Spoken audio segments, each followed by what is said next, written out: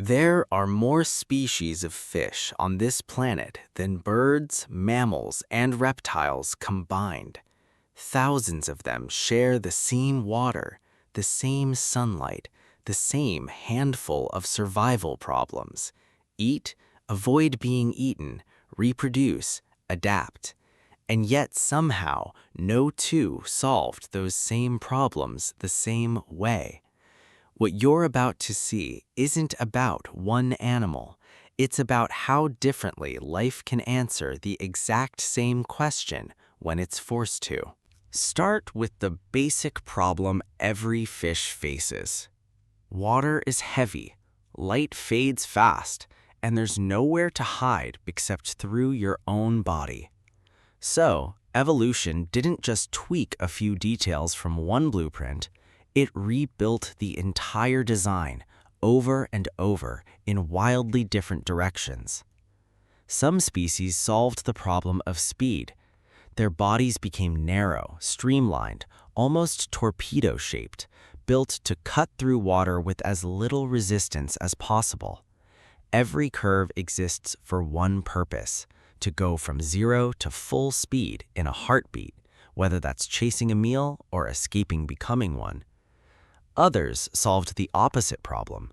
Instead of speed, they chose patience. Flattened, camouflaged, built to lie motionless against the sea floor for hours, blending so completely into sand or rock that prey or predators swim within inches without noticing anything is there at all. Then there are the ones that gave up on strength entirely and bet everything on numbers.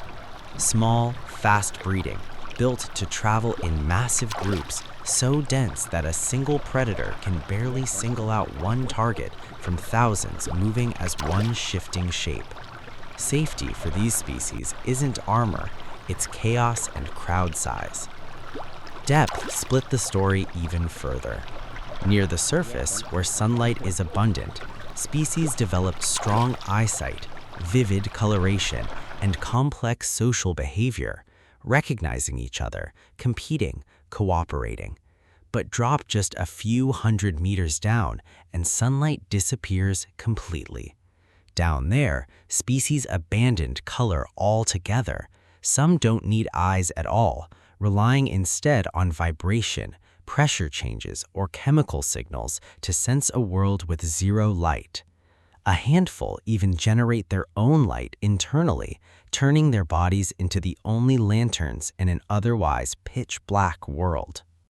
Reproduction split the story too. Some species release thousands, even millions of eggs into open water and let chance decide who survives. A numbers game played at a massive scale.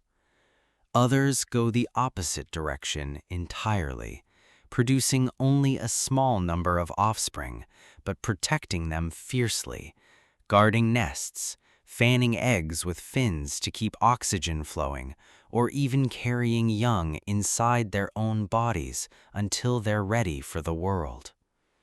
Even the way species move through life stages differs dramatically. Some are born looking nearly identical to their adult form. Others begin life completely transparent, colorless, almost unrecognizable, slowly building pigment and shape only as they grow. And in certain species, individuals are capable of changing their reproductive role entirely partway through life, starting as one sex and later functioning as the other, depending on the needs of their social group. What ties all of this together isn't a shared strategy, it's the opposite. It's proof that when life is given the same basic rules, water, light, food, threat, it doesn't converge on one perfect answer. It fans out into thousands of different answers, each one shaped by a slightly different pressure, a slightly different environment, a slightly different history, stretching back millions of years. So when you look at any body of water, a tide pool, a lake, a reef, the open ocean, you're not looking at one ecosystem, You're looking at thousands of separate experiments in survival, running side by side, each one still being tested every single day. So, next time you're near water, a pond, a lake, the ocean, even a home aquarium, take a second look. What looks like just fish is actually thousands of different survival experiments happening right in front of you. Here's a question for you. If you had to survive underwater, would you choose speed, camouflage, or safety in numbers? Drop your answer in the comments. If this changed how you see the water around you, hit subscribe.